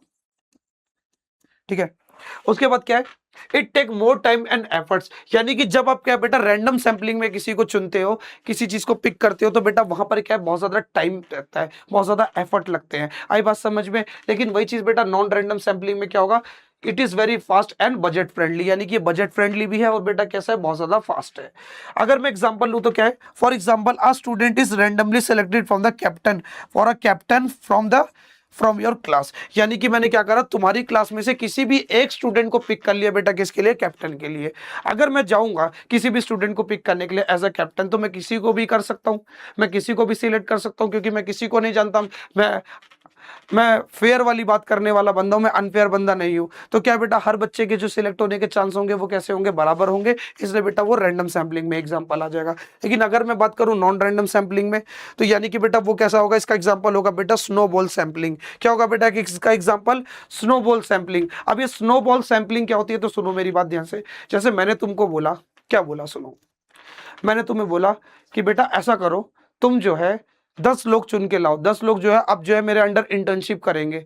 10 लोगों को चुनो और वो 10 लोगों को मैं क्या करूंगा, अपने अंडर इंटर्नशिप कराऊंगा, वीडियो एडिटिंग सिखाऊंगा, ग्राफिक डिजाइनिंग सिखाऊंगा और वही सारी चीजें सिखाऊंगा। तुमने क्या करा, तुम गए, तुम्हारा जो खास मित्र है, तुम्हारी जो खास मित्री है, मित्री बोले तो लड़की फ्रेंड, थोड़ा थोड़ा अपना ऑरा जमाने के लिए, क्या जी वो ना ऐसा कि हमारे सर जो है ना, वो ना वीडियो एडिटिंग सिखा रहे हैं, आप सीखोगी क्या, मैं भी जा रहा हूँ, आप भी सीख लो, फ्री में सिखा रहे हैं। तो ये क्या है बेटा, ये स्नोबॉल, ये क्या बेटा स्नोबॉल सैंपलिंग है कि मैं क्या कर रहा हूँ, चॉइस अनुसार क्या कर रहा हूँ, पर्सन्स को सिलेक्ट कर रहा हूँ। फिर वो क्या करेगी, अपनी फ्रेंड्स को सिलेक्ट करेगी, फिर उसकी फ्रेंड क्या अपने फ्रेंड को सिलेक्ट करेंगे। कि यहाँ पर क्या बेटा चॉइस के हिसाब से बेटा क्या है, तुम्हारे लोग सिलेक्ट हो रहे हैं, रैंडमली नहीं सिलेक्ट हो रहे। रैंडमली तुम नहीं गए, रैंडमली अपनी क्लास में नहीं गए, रैंडमली क्लास में जाके तुमने ऐसा नहीं करा कि किसी भी स्टूडेंट को पिक कर लिया, ऐसा नहीं किया, अपनी चॉइस के हिसाब से सिलेक्ट किया तुमने क्या, स्टूडेंट्स को। ठीक है, तो ऐसे बेटा ऐसे सिलेक्शन को बेटा हम लोग क्या बोलते हैं, स्नोबॉल सैंपलिंग। ठीक है, तो ये है बेटा इनके बीच में डिफरेंस। आई होप बेटा ये क्वेश्चन भी आपको अच्छे से क्लियर हो गया होगा। अब चलो देखते हैं अपने नेक्स्ट क्वेश्चन को। चलो अब देखते हैं अपने नेक्स्ट क्वेश्चन को। नेक्स्ट क्वेश्चन क्या कहता है, what do you understand by forecasting, यानी कि तुम फॉरकास्टिंग से क्या समझते हो, उसको एक्सप्लेन करना है। एक्सप्लेन करने के बाद how is the forecasting is related to the future planning, ये जो फोरकास्टिंग है तुम्हारी फ्यूचर प्लानिंग से कैसे क्या बोलते हैं, कैसे रिलेट करती है, आपको ये बताना है। Give a suitable example in the support of your answer, फिर तुम्हें क्या करना है, एक सुटेबल एग्जांपल देना है। Briefly discuss any forecasting model, फिर क्या करना है, एक फोरकास्टिंग मॉडल को क्या करना है बेटा, ब्रीफली एक्सप्लेन करना है। चलो सबसे पहले समझो कि फोरकास्टिंग होता क्या है। The forecasting is the process of making prediction about the future event, यानी कि किसी भी फ्यूचर इवेंट, यानी कि कोई भी फ्यूचर आपके भविष्य में होने वाली घटनाओं के बारे में जो हम प्रिडिक्शन करते हैं, उसी को बेटा हम लोग क्या बोलते हैं, फोरकास्टिंग। फिर से सुनो, फ्यूचर में होने वाली चीजों की जो हम भविष्यवाणी करते हैं, उसको बेटा हम लोग क्या बोलते हैं, क्या बोलते हैं बेटा, फोरकास्टिंग बोलते हैं। ठीक है, वो बेटा क्या हो सकता है, तुम्हारे फ्यूचर इवेंट भी हो सकता है, तुम्हारे ट्रेंड भी हो सकता है, बिहेवियर के ऊपर भी बेस हो सकता है, based on the past and the present data. यानी कि बेटा क्या है, ये जो हम प्रिडिक्शन करते हैं फोरकास्टिंग में, जो हम बेटा फ्यूचर को लेके प्रिडिक्शन करते हैं, वो किनकी करते हैं बेटा, अपकमिंग ट्रेंड्स की, आने वाले बेटा ट्रेंड की करते हैं, बिहेवियर की करते हैं बेटा, किसके बल पर, based on past and present data. यानी कि हमारे पास प्रेजेंट टाइम में और पास्ट टाइम में क्या डेटा है, उसके अनुसार बेटा हम लोग क्या करते हैं, आगे की प्लानिंग करते हैं। जैसे एग्जाम्पल के लिए मैं आपको एक एग्जाम्पल देता हूं। जैसे हम लोगों को मालूम था कि मई और जून के टाइम पे क्या है, जो इग्नू के स्टूडेंट्स है वो बहुत ज्यादा एक्टिव हो जाते हैं। वो लोग क्या करते हैं, वो इंपॉर्टेंट क्वेश्चंस की वीडियोस, पीवाईक्यूज की वीडियोस ज्यादा देखना प्रीफर करते हैं, लेक्चर्स को ज्यादा देखना प्रीफर करते हैं। वैसे वो पूरे साल तक सोते रहते हैं, उनको कोई फर्क नहीं पड़ता कि क्या हो रहा है क्या नहीं हो रहा। तो ये क्या है, हमें क्या है, प्रेजेंट और पास्ट डेटा के हिसाब से ये बात मालूम है कि जो इग्नू के बच्चे हैं बेटा बहुत निकम्मे हैं। वो लोग जो है अपने स्टार्टिंग से पढ़ाई करते हुए नहीं चलते, कुछ बच्चे करते हैं कुछ नहीं करते, लेकिन ज्यादातर जो स्टूडेंट है बेटा वो एक्टिव होते हैं मई और जून के टाइम पे। ये क्या है बेटा, हमें अपने पास्ट डेटा से पता है, क्योंकि पास्ट से यानी कि बेटा क्या है, हम भूतकाल से इन चीजों को क्या है बेटा देखते आ रहे हैं। ठीक है, तो इस डेटा के हिसाब से हम लोग क्या करते हैं, प्रिडिक्शन करें। प्रिडिक्शन करने के बाद क्या करते हैं, फ्यूचर प्लानिंग करते हैं कि हमें क्या करना है, मई और जून के टाइम पे ऐसे ऐसे वीडियो शूट करना है, इन वीडियोस को अपलोड करना है, इन वीडियोस को क्या करना है, फटाफट से लाइव करना है। और ऑर्डर प्लानिंग करते हैं कि क्वेश्चन बनाने हैं, मोस्ट इंपॉर्टेंट क्वेश्चन बनाने हैं। जैसे मैं तुम लोग के लिए भी पेपर सेट कर रहा हूँ, मोस्ट इंपॉर्टेंट क्वेश्चन की वीडियो शूट कर रहा हूँ। मैंने पहले क्यों नहीं करी, अब क्यों कर रहा हूँ, मैं इसलिए कर रहा हूँ, किसके बल पे, फोरकास्टिंग के बल पे। यानी कि मैंने अपने पास्ट डेटा को देखा कि तुम जो बीसीए वाले स्टूडेंट हो वो अब जून में जाके एक्टिव हो गए, तो उसके हिसाब से मैंने क्या करा, प्लानिंग करी, और अब जो है जून के टाइम पे मैं शूट कर रहा हूं। ठीक है, it uses the historical pattern, यानी कि बेटा क्या ये हिस्टोरिकल पैटर्न को भी बेटा क्या करता है, फॉलो करता है, स्टैटिस्टिकल मॉडल को फॉलो करता है, एंड द एक्सपर्ट जजमेंट, यानी कि जो एक्सपर्ट लोगों की जजमेंट होती है बेटा उसको भी, ठीक है। It reduce the uncertainty about the future, यानी कि बेटा क्या फॉरकास्टिंग के बल पे क्या है बेटा, हमारी जो अनसर्टेनिटी है यानी कि फेल होने के चांसेस है बेटा वो क्या हो जाते हैं, बहुत ज्यादा कम हो जाते हैं। हम फ्यूचर के डेटा को रखते हुए, फ्यूचर के डेटा को मद्देनजर रखते हुए बेटा क्या करते हैं, कुछ प्रिडिक्शंस लेते हैं, प्रिडिक्शन के बाद बेटा क्या करते हैं, उससे अपनी ग्रोथ करते हैं, ठीक है। इसका जो की आइडिया बेटा वो क्या है, तो looking backward at the historical data to look forward into the future, यानी कि बेटा क्या है, हम लोग क्या करते हैं फ्यूचर को बेटर करने के लिए, अपने फ्यूचर बिजनेस को या कि अपने फ्यूचर की चीजों को बेटर करने के लिए क्या करते हैं, हिस्टो बैकवर्ड जाके, यानी कि बेटा पुराने समय में जाके, भूतकाल में जाके, प्रीवियस ईयर्स में जाके क्या करते हैं बेटा, ऑब्जर्वेशन करते हैं, उन डेटास को बेटा डेटाओं को अपने मद्देनजर रखते हुए, जिससे बेटा क्या हमारा जो फ्यूचर है बेटा वो क्या फॉरवर्ड हो जाता है, यानी कि आगे बढ़ जाता है, ठीक है। जैसे कि क्या है, मैंने अपने फ्यूचर डेटा से देखा कि अब जो है बीसीए की ऑडियंस जो है वो एक्टिव हो जाएगी, तो उसके हिसाब से मैंने क्या पहले से बेटा क्या कर ली, प्लानिंग करके मैं वीडियो शूट कर रहा हूँ। अब तुम लोग वीडियोस को देखोगे तो मुझे मेरे चैनल पे जो रीच है वो बहुत अच्छे से बढ़ जाएगी, समझ आया। तो मैंने क्या करा, अपने हिस्टोरिकल डेटा को देखा, हिस्टोरिकल डेटा को देख के प्रिडिक्शन करा, प्रिडिक्शन के ऊपर काम किया, काम करने के बाद क्या हुआ, जो मेरा फ्यूचर है वो क्या चला गया, फॉरवर्ड चला गया, मतलब आगे की तरफ चला गया, ठीक है। It act as an essential tool for the decision making, यानी कि बेटा क्या है, ये जो फोरकास्टिंग है बेटा क्या है, ये डिसीजन मेकिंग के लिए बहुत बढ़िया टूल है, बिजनेस के लिए बहुत बढ़िया टूल है, इकोनॉमिक्स के लिए बहुत बढ़िया टूल है, और वेदर प्रिडिक्शन के लिए भी बहुत बढ़िया टूल है। जैसे कि देखा नहीं, आपके जो वेदर फोरकास्ट वाले होते हैं वो पहले प्रिडिक्शन दे देते हैं कि 2026 में अब की बार गर्मी तोड़ने वाली है अपने रिकॉर्ड। तो वो लोग क्या करते हैं, हिस्टोरिकल डेटा को बेटा रीड करते हैं कि क्या है कि सन की लाइट जो है बेटा, सन का जो टेम्परेचर है वो क्या है, हर साल दर साल जो है बेटा क्या करता जा रहा है, इतने डिग्री से बढ़ता जा रहा है। तो 2026 में इतना पहुंच जाएगा तो इतनी गर्मी पड़ेगी, तो इतने लोगों की मौत हो सकती है। यानी कि ये सब बेटा क्या है, वो हिस्टोरिकल डेटा के बल पे क्या करते हैं, प्रिडिक्शन करते हैं। फिर उसके हिसाब से बेटा फिर जो हमारी सरकार है वो क्या करती है, कुछ कड़े कदम उठाती है इनसे रिलीफ दिलाने के लिए, ओके। बिजनेस में भी बेटा वही चीज होती है, जैसे बेटा क्या है, अगर मैं बात करूं एसी और कूलर की, जैसे बेटा क्या है, हिस्टोरिकल डेटा से हम लोगों को ये चीज मालूम है कि भाई मई और जून का जैसी टाइम आएगा, ये समर वाला टाइम आएगा, गर्मियों का टाइम आएगा, एसी और कूलर की जो डिमांड है बहुत ज्यादा बढ़ने वाली है। तो उससे पहले जो बड़ी बड़ी कंपनी है जो बेटा एसी को मैन्युफैक्चर करती है, वो क्या करेंगी, अपनी सेल को 3-4 महीने 5 महीने पहले से बेटा क्या करेंगी, बनाना स्टार्ट कर देंगी, और ज्यादा एसीज को क्या करेगी, बनाना स्टार्ट कर देंगी, जिससे क्या बेटा वो डिमांड को फुलफिल कर सके, कब, मई और जून के टाइम पे, ठीक है। तो उन्होंने हिस्टोरिकल डेटा से ये देखा है, अपने हिस्टोरिकल डेटा से ये देखा है कि जैसी गर्मी का महीना आएगा तो एसी और कूलर की सेल बढ़ जाएगी। तो इसलिए बेटा वो लोग क्या करते हैं, फोरकास्टिंग करके, प्रिडिक्शन करके क्या करते हैं बेटा, अपनी सेल को और ज्यादा बढ़ा देते हैं, ठीक है। तो ये सारे पॉइंट्स को बेटा आप लोग मेंशन करना, यही बेटा आपका क्या फोरकास्टिंग होता है। अब इधर देखो, forecasting is the input, forecasting एक तरीके से बेटा क्या आपका इनपुट है, और प्लानिंग आपका क्या है, आउटपुट है। आप जब बेटा क्या प्रिडिक्शन करते हो एज अ इनपुट अपने दिमाग में, और फिर बेटा क्या करते हो, उसके बेस पर प्लानिंग करते हो एज अ आउटपुट, ठीक है। जैसे मैंने क्या प्रिडिक्शन करी, मैंने क्या बेटा इस समर सीजन को देखते हुए, इस समर सीजन के पैटर्न को देखते हुए मैंने प्रिडिक्शन करी कि अब की बार जो है एसी की डिमांड जो है बहुत ज्यादा बढ़ने वाली है, कूलर की जो डिमांड है वो बहुत ज्यादा बढ़ने वाली है, ठीक है। तो मैंने क्या करा, इसमें प्लानिंग सेट करी कि अब क्या है कि मैं दिसंबर के टाइम से बेटा क्या करूंगा, अपनी कंपनी लॉन्च कर दूंगा कूलर की, जिससे क्या है मेरी सेल जो है और ज्यादा बढ़ जाए और मेरे पास ज्यादा पैसा आए। तो ये जो मैंने प्लानिंग करी बेटा, ये प्लानिंग मेरी क्या कहलाएगी, ये प्लानिंग मेरा आउटपुट कहलाएगा, okay. Forecasting tells you what you likely to happen in the future, यानी कि फोरकास्टिंग आपको ये चीज बताता है कि आपके फ्यूचर में क्या चीज होने वाली है। While the planning determines what the action you should take based on the information, यानी कि बेटा क्या है, फोरकास्टिंग के बल पे जो भी तुम्हें फ्यूचर के बारे में मालूम पड़ा है, फिर तुम क्या करोगे, प्लानिंग करके बेटा क्या करोगे, उस एक्शन को बेटा क्या करोगे, उस एक्शन से बेटा क्या करोगे, इंफॉर्मेशन निकालोगे, उस एक्शन को परफॉर्म करोगे, okay. Determine what the action you should take based on the the information, यानी कि प्लानिंग तुमको बताएगी, एक पर्टिकुलर प्लानिंग बताएगी कि अब की बार तुम्हें जो है आगे क्या क्या कदम उठाने हैं। ठीक है, जैसे मैंने प्लानिंग बनाया कि मैं कूलर का धंधा खोलूंगा, अब उस कूलर के धंधे को मैं कैसे शुरू करूंगा, कहाँ से लेकर आऊंगा, कैसे बनाऊंगा, ईच एंड एवरीथिंग बेटा किस में आएगी, आपके प्लानिंग में आएगी। और ये प्लानिंग मुझे बताएगी क्या, कि मुझे कौन सा एक्शन किस टाइम पे कैसे परफॉर्म करना है। ठीक है, अब बेटा सुनो, इसकी रिसोर्स, इसमें एक वर्ड आता है बेटा रिसोर्स एलोकेशन।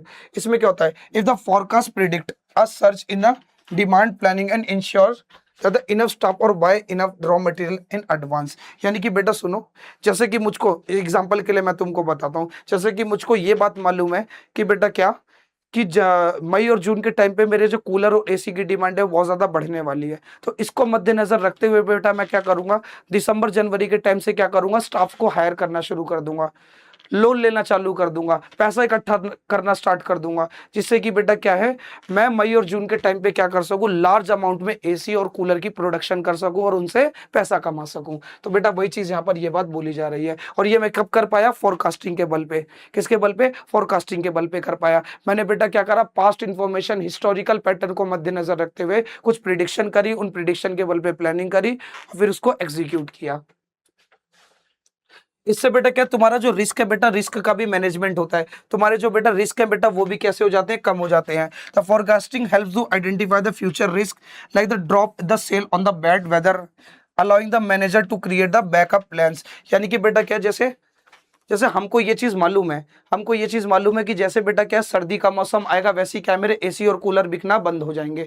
फिर उस हिसाब से क्या करूंगा मैं, उस हिसाब से बेटा क्या अपनी कंपनी की मैनेजमेंट को मैं क्या करूंगा, मेंटेन करूंगा। ऐसी बेटा ये बड़ी बड़ी कंपनियां करती हैं, जैसे तुम्हारी गोदरेज है, एलजी है, ये सब क्या करती हैं, जैसे बेटा समर का सीजन आता है वैसे क्या करते हैं बेटा, अपने एसी की डिमांड, एसी की प्रोडक्शन को बहुत ज्यादा बढ़ा देते हैं। लेकिन इनको पता है कि जैसे जैसे बेटा क्या मौसम ठंडा चालू होना शुरू होगा वैसे वैसे जो एसी की डिमांड है वो कम हो जाएगी।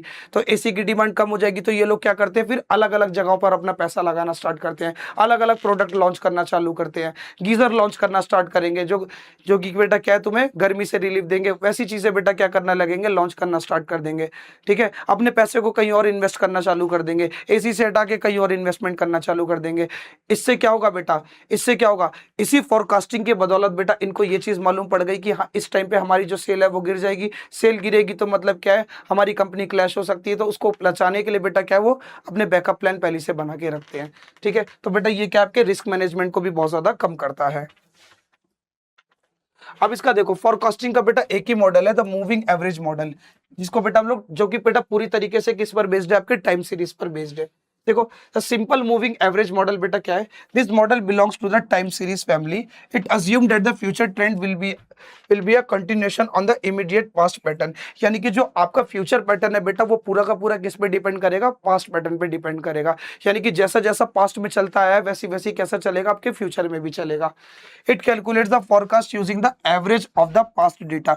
यानी कि बेटा सुनो, यहाँ पर जो फोरकास्ट की इंफॉर्मेशन है ना, आपके जो फोरकास्ट की इंफॉर्मेशन है, आपके फ्यूचर में क्या होने वाला है, इसकी जो इंफॉर्मेशन है बेटा हम उसको किससे निकालते हैं, एवरेज से निकालते हैं। किसके बेटा, पास्ट डेटा के। पास्ट डेटा के एवरेज से बेटा क्या करते हैं हम लोग, बेटा किसको कैलकुलेट करते हैं, अपने फोरकास्ट को कैलकुलेट करते हैं। ओके, तो इस तरीके से बेटा ये क्वेश्चन तुम्हारा था। इसको बेटा लाइन टू लाइन बेटा कुछ इस प्रकार से ऐसे करके लिखना। मैं इसकी पीडीएफ भी क्या करूंगा, टेलीग्राम पे प्रोवाइड कर दूंगा। इसी वीडियो के लिंक में मैं टेलीग्राम लिंक दे दूंगा, उसको जाके ज्वाइन कर लेना। ठीक है, उसमें मैं दोनों की दोनों पीडीएफ डाल दूंगा, दोनों पेपर के सॉल्यूशन की पूरी पीडीएफ डाल दूंगा। ओके, अगर ये क्वेश्चन अच्छे से समझ में आया तो देखते हैं अपने नेक्स्ट क्वेश्चन को। चलो अब देखते हैं अपने लास्ट क्वेश्चन को। लास्ट क्वेश्चन हमसे क्या कहता है कि तुम्हें क्या करना है बेटा, सबसे पहले डिफरेंशिएट करना है किसके बीच में, जेड टेस्ट के और टी टेस्ट के बीच में। तो सुनो क्या है बेटा इनके बीच में, पहला डिफरेंस क्या है बेटा, जो आपका जेड टेस्ट है बेटा वो क्या करता है, when your sample size is large, आपका क्या बेटा, आपका जो सैंपल साइज है बेटा वो क्या है 30 या 30 से बड़ा होगा तो बेटा हम लोग क्या यूज करेंगे, जेड टेस्ट यूज करेंगे। And the population standard deviation is known. यहां पर जो बेटा पॉपुलेशन का स्टैंडर्ड डेविएशन है वो बेटा आपको क्या रहेगा, नोन रहेगा, यानी कि पता रहेगा। लेकिन अगर मैं बात करूं अपने टी टेस्ट की, तो यहां पर बेटा इसको कब यूज करेंगे, जब हमारा सैंपल साइज जो बेटा क्या होगा 30 से छोटा होगा, यानी कि 30 से छोटा होगा। And the population standard deviation is unknown. यहां पर बेटा पॉपुलेशन का जो स्टैंडर्ड डेविएशन है वो आपको मालूम नहीं होगा। सेकंड पॉइंट क्या कहता है, it follows the standard normal distribution. ये जो है बेटा आपका जेड टेस्ट बेटा वो किसको फॉलो करता है, स्टैंडर्ड नॉर्मल डिस्ट्रीब्यूशन को फॉलो करता है। लेकिन वहीं पर बेटा ये फॉलो करता है स्टूडेंट्स ट्री डिस्ट्रीब्यूशन को। ओके, थर्ड पॉइंट की बात करूं तो बेटा यहां पर जो डिग्री ऑफ फ्रीडम है बेटा उसकी कोई भी रिक्वायरमेंट नहीं होती, लेकिन यहां पर अब क्या है बेटा आपकी डिग्री ऑफ फ्रीडम की रिक्वायरमेंट होती है, और आपका जो डिग्री ऑफ फ्रीडम है बेटा वो किसके बराबर होता है, n-1 के बराबर होता है। एन आपको पता है आपकी नंबर ऑफ ऑब्जर्वेशन, एन बेटा क्या आपकी नंबर ऑफ ऑब्जर्वेशन, ठीक है, नॉट रिक्वायर्ड। और यहाँ पर बेटा क्या है, कोई भी क्रिटिकल पॉइंट की कैलकुलेशन आपको नहीं करनी होती, लेकिन यहाँ पर ऐसा नहीं है, यहाँ पर आपको क्रिटिकल पॉइंट भी आपको गिवन रहेगा, आपको क्रिटिकल पॉइंट को मद्देनजर रखते हुए कैलकुलेशन करनी होगी, ठीक है। It's distribution curve shape is standard, यानी कि जो बेटा इसका डिस्ट्रीब्यूशन कर्व शेप है बेटा वो कैसा होता है, स्टैंडर्ड नॉर्मल बेल शेप का होता है, फिक्स्ड पीक होती है, उसकी जो बेटा पीक होती है वो कैसी होती है, फिक्स होती है, शेप कैसी होगी, स्टैंडर्ड नॉर्मल बेल जैसी होगी, ठीक है। लेकिन अगर मैं बात करूं यहाँ पर तो इसका जो बेटा इस distribution shape curve is flatter, यानी कि एकदम फ्लैट होती है, इसका जो बेटा डिस्ट्रीब्यूशन शेप है बेटा वो कैसा होगा, एकदम फ्लैट होगा, peak with a thicker tail, यानी कि बेटा जो इसकी पीक होगी बेटा वो कैसी होगी, एक बहुत मोटी सी बेटा कैसी होगी, टेल की तरह होगी। Where is with a sample size, यानी कि जैसे जैसे तुम्हारा सैंपल साइज बढ़ेगा बेटा वैसे वैसे उसका उसका बेटा क्या है, उसका बेटा क्या है, शेप भी बेटा क्या है, घटेगा बढ़ेगा। It is less sensitive due to the large sample space, यानी कि बेटा जो आपका जेड टेस्ट है ना वो बहुत ज्यादा लेस सेंसिटिव होता है, बहुत ज्यादा कम सेंसिटिव होता है, जस्ट बिकॉज कि बेटा इसका जो सैंपल साइज है वो क्या है, बहुत ज्यादा बड़ा होता है।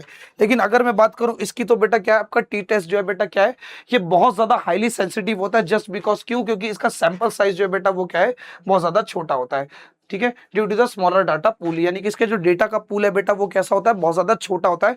क्यों, क्योंकि बेटा अभी आपने ऊपर देखा यहाँ पर जो सैंपल साइज है वो कितना होता है बेटा, 30 से कम होता है, क्या होता है बेटा यहाँ पर 30 से कम होता है, लेकिन वही बेटा जेड टेस्ट में क्या 30 होगा या तो 30 से ज्यादा होगा, ओके। तो इस वजह से बेटा क्या है, इनमें अंतर है, ये हाईली सेंसिटिव है और वो कम सेंसिटिव है, तो बेटा ये हो गया इनके बीच में डिफरेंस, ओके। अब एक लास्ट डिफरेंस बचता है बेटा कोरिलेशन और रिग्रेशन के बीच में, ठीक है। जो कोरिलेशन होता है बेटा ये क्या देता है आपको, it evaluates the strength and the direction, ये बेटा आपको क्या बताता है, स्ट्रेंथ बताता है, डायरेक्शन बताता है बेटा किस किस चीज की, of the linear relationship between two variable, ठीक है, linear relationship between two variable, यानी कि y is equal to a x plus b, जो अभी आपने पढ़ा बेस्ट लीनियर रिग्रेशन वाली इक्वेशन, यानी कि बेटा ये क्या करता है, स्ट्रेंथ और डायरेक्शन प्रोवाइड करता है बेटा किसको, आपकी लीनियर इक्वेशंस के वेरिएबल को, ओके।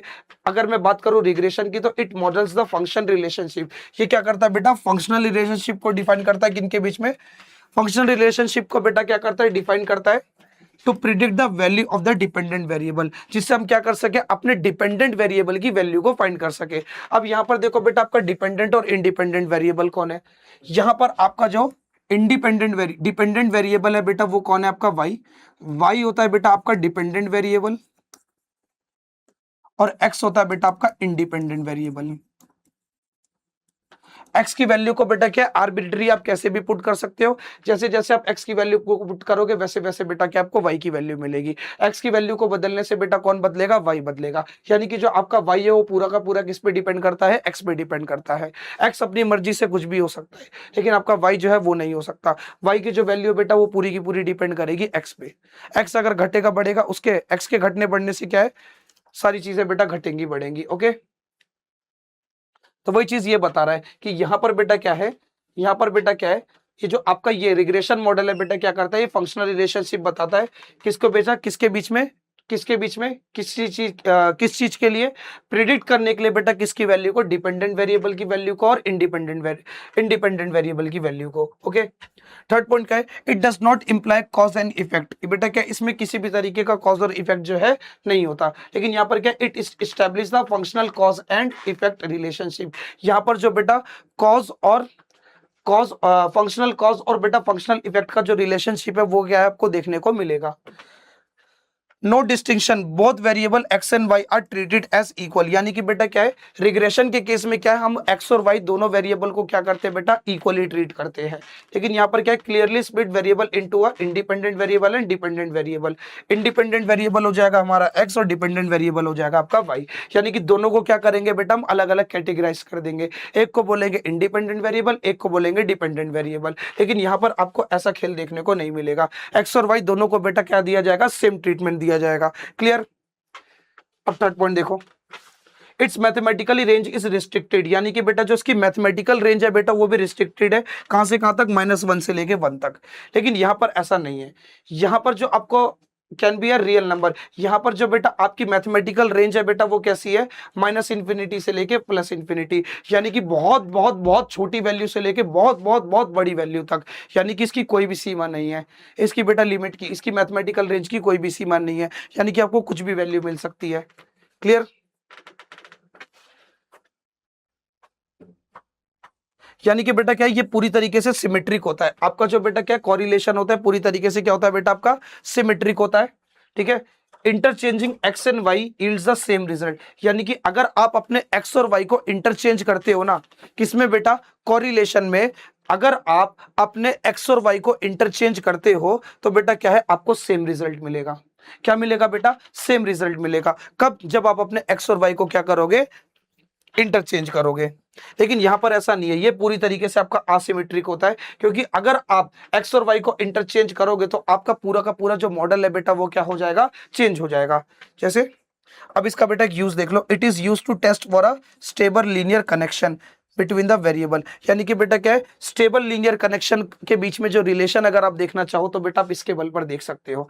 और अगर आप ऑप्टिमेशन फोरकास्टिंग देखना चाहते हो, ट्रेंड एस्टिमेशन देखना चाहते हो, तो उसके लिए आपको क्या करना पड़ेगा, रिग्रेशन करना पड़ेगा। ओके, चलो अब देखते हैं अपने लास्ट क्वेश्चन को। लास्ट क्वेश्चन हमसे कहता है कि हमें क्या करना है, पैरामेट्रिक और नॉन पैरामेट्रिक टेस्ट को क्या करना है, कंपेयर करना है, यानी कि इनके बीच में क्या बताना है, हमें डिफरेंस बताना है।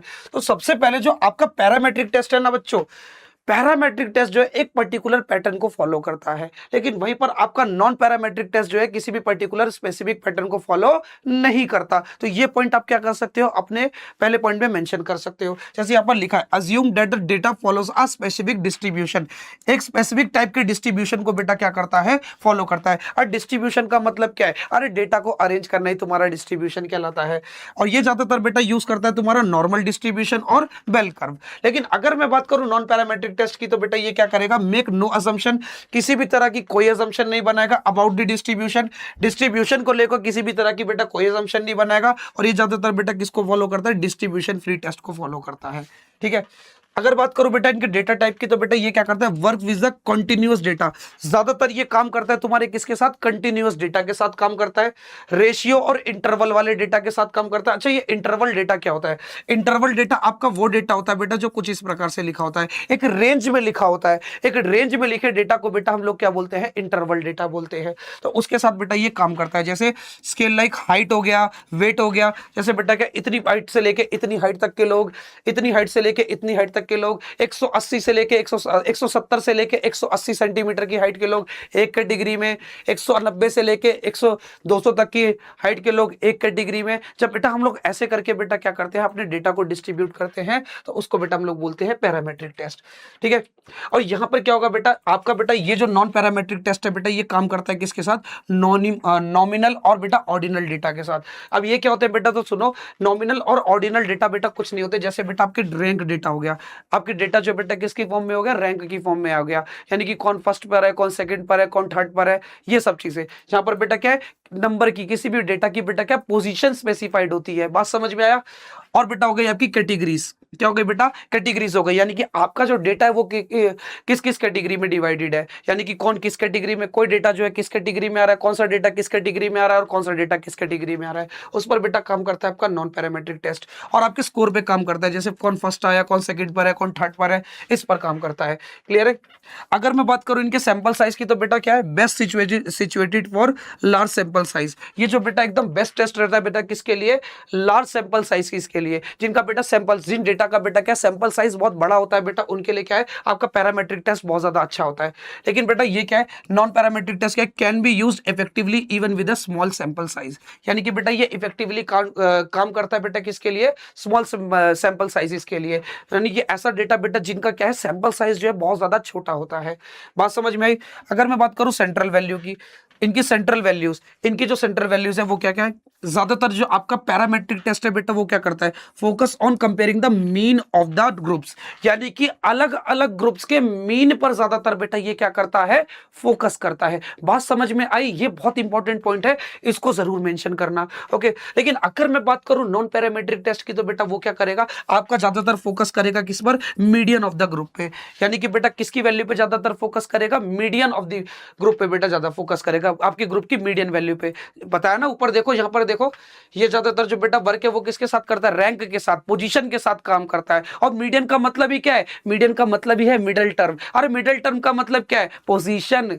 आई बात समझ में? मीडियन तुमको क्या देता है, मीडियन तुमको देता है मिडिल पोजीशन पर प्रेजेंट टर्म, ऐसी टर्म जो एकदम बीचों बीच प्रेजेंट है। और अगर कोई टर्म आपकी बीचों बीच प्रेजेंट है तो मतलब कि बेटा वो क्या है, उसकी पोजीशन है। तो पोजीशन के साथ तुम्हारा काम कौन करता है, नॉन पैरामेट्रिक टेस्ट। अगर मैं इसकी स्टैटिस्टिकल पावर की बात करूं तो बेटा मोर पावरफुल, ये ज्यादा, ये आपका जो पैरामेट्रिक टेस्ट है ना, ये ज्यादा पावरफुल होता है। क्यों? It uses all the raw numerical values directly, यानी कि जितनी भी आपके पास रॉ वैल्यूज है ना, यानी कि जो जितनी भी आपके पास रॉ वैल्यूज है, रॉ वैल्यूज का मतलब है जो भी आपने ऑब्जर्व करके डेटा निकाला है, आपने जो भी ऑब्जर्व करके अपने डेटा को नोट किया है, उन सारी की सारी वैल्यू को बेटा क्या करता है, ऑब्जर्व करता है और उस पर काम करता है और उसको यूज करता है। क्लियर है? उनको डायरेक्टली यूज कर लेता है। लेकिन ये क्या बेटा आपका लेस पावरफुल होता है, because it converts the raw data into the rank. सबसे पहले क्या करेगा, तुम्हारे रॉ डेटा को किस में कन्वर्ट करेगा, रैंक में कन्वर्ट करेगा। रैंक और साइन में कन्वर्ट करने के बाद क्या करेगा, और कभी कभी क्या बेटा रैंक और रैंक में और बेटा किस में, बेटा साइन में कन्वर्ट करने की वजह से बेटा क्या कुछ कुछ इंफॉर्मेशन तुम्हारी क्या है, लॉस भी हो जाती है। वहां पर क्या है, हर वैल्यू को क्या करा जाएगा, आपके हर डेटा को, हर रॉ वैल्यू को बेटा क्या करा जाएगा, डायरेक्टली पकड़ लिया जाएगा। लेकिन यहां पर क्या है, उन डेटा को पहले क्या करा जाएगा, रैंक वाइज अरेंज किया जाएगा, साइन वाइज अरेंज किया जाएगा, कैटेगरी वाइज अरेंज किया जाएगा, जिसकी वजह से बेटा क्या है, इंफॉर्मेशन का लॉस होने के चांसेस जो है बेटा क्या हो जाता है, बढ़ जाते हैं। ओके, अगर एग्जांपल ले तो बेटा पैरामेट्रिक टेस्ट में बेटा आपके कौन कौन आता है, आपका टी टेस्ट आता है, जेड टेस्ट आता है और अनोवा टेस्ट आता है। ये तीन टेस्ट बेटा किस में आते हैं, तुम्हारे पैरामेट्रिक टेस्ट में। लेकिन अगर मैं बात करूं नॉन पैरामेट्रिक टेस्ट में, तो नॉन पैरामेट्रिक टेस्ट में आता है आपका बेटा कौन सा टेस्ट, ची स्क्वायर टेस्ट। ची स्क्वायर टेस्ट जिसको बेटा हम ऐसे करके भी दिखाते हैं, इस प्रकार से ऐसे करके दिखाते हैं। तो ये टेस्ट जो बेटा तुम्हारा किस में आता है, और कहीं नहीं आता, आपके नॉन पैरामेट्रिक टेस्ट में आता है, जो कि किससे बात करता है, पोजीशन से। किससे बात करता है, पोजीशन और रैंक से बात करता है। क्लियर है?